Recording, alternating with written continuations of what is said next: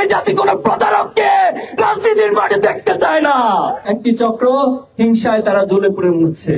তারা কখনো ছাত্র সমাজের ম্যান্ডেট নিয়ে কখনো ক্ষমতায় আসতে চায় না। প্রত্যেকটি জায়গা থেকে ফ্যাসিবাদকে নির্মূল করে আগামী দিনে একটি নিরপেক্ষ, গ্রহণযোগ্য, অবাধ নির্বাচন অনুষ্ঠান করতে হবে। সংগ্রামী উপস্থিতি, এই নোট অফ ডিসেন্টের নামে যারা জুলাইয়ের আকাঙ্ক্ষাকে অস্বীকার করছেন, তারা এই জাতির সাথে প্রতারণা করছেন। এই জাতি কোন প্রতারককে রাজনীতির মাঠে দেখতে চায় না। সংগ্রামী উপস্থিতি, যে জুলাই আন্দোলন ছাত্রদের অভ্যুত্থান জাগরণের মধ্যে তৈরি হয়েছে, অথচ আমরা দেখেছি এই সরকার অনেকগুলো সংস্কারের কাজে উদ্যোগ নিয়েছে, কিন্তু শিক্ষা সংস্কারের কাজে তারা উদ্যোগ নেয় নাই। আমরা ছাত্র শিবিরের পক্ষ থেকে 30 দফা শিক্ষা সংস্কার দাবি উত্থাপন করেছি। আমরা সরকারকে বলতে চাই, এর প্রত্যেকটি দাবি যদি বাস্তবায়ন করা সম্ভব হয়, বাংলাদেশের শিক্ষা ব্যবস্থা বিশ্বের বুকে বিশ্বমানের একটি শিক্ষা ব্যবস্থা পরিণত করা সম্ভব। আজকে যখন ডাকসু সহ বিভিন্ন ক্যাম্পাসে ছাত্র শিবিরের প্যানেল জয় হচ্ছে, তখন একটি চক্র হিংসায় তারা জ্বলে পুড়ে মরছে। তারা বারবার অবৈধ পন্থায়, তারা বামের পথে, ডানের পথে, নিচের পন্থা দিয়ে ক্ষমতায় আসতে চায়। তারা কখনো ছাত্র সমাজের ম্যান্ডেট নিয়ে কখনো ক্ষমতায় আসতে চায় না। আজকে যখন ক্যাম্পাসগুলো সংস্কারের উদ্যোগ নেওয়া হচ্ছে, এই ঢাকা বিশ্ববিদ্যালয়কে মাদক মুক্ত করার উদ্যোগ নেওয়া হচ্ছে, তখন একটি চক্র সেই মাদকাসক্তদেরকে মাদকের অভয়ারণ্যে পরিণত করার জন্য মাদক কারবারিদের পক্ষ অবলম্বন করছে। যারা আধিপত্যবাদ কায়েম করতে চায়, তারা আমাদের ছাত্র সমাজকে ব্রেনলেস এবং মাদকাসক্ত প্রজন্ম হিসেবে গড়ে তোলার জন্য বারবার চেষ্টা করেছে।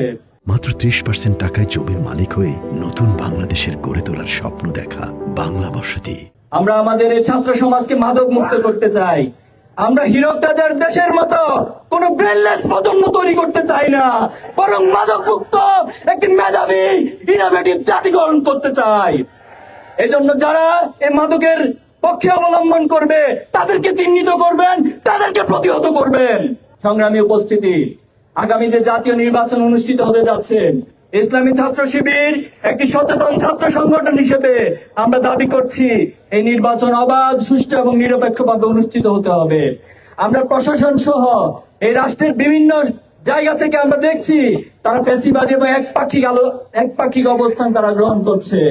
তারা আধিপত্যবাদ এবং ভারতের ইশারায় তারা তাদের কর্মসূচি নিয়ে মাঠে নেমেছে। আমরা বলতে চাই, প্রত্যেকটি জায়গা থেকে ফ্যাসিবাদকে নির্মূল করে আগামী দিনে একটি নিরপেক্ষ, গ্রহণযোগ্য, অবাধ নির্বাচন অনুষ্ঠান করতে হবে। গণভোটের বিষয়ে আমাদের ভাইয়েরা বলেছেন, আপনারা গণভোটকে ভয় পান। গণভোট নিয়ে তো ভয় কেন আপনাদের? যদি মানুষের উপর আস্থা থাকে, সাধারণ মানুষের ম্যান্ডেটের উপর আস্থা থাকে, গণভোটকে তো ভয় পাওয়ার কথা ছিল না।